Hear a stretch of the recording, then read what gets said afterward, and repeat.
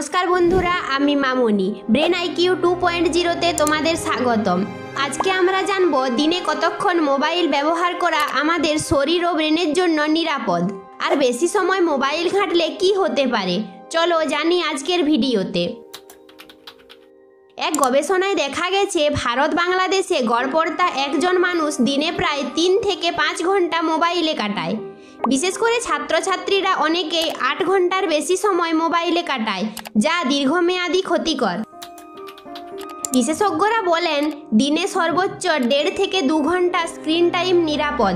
এর বেশি হলে চোখের সমস্যা, মাইগ্রেন, ঘুমের ব্যাঘাত, এমনকি মানসিক চাপও বাড়ে।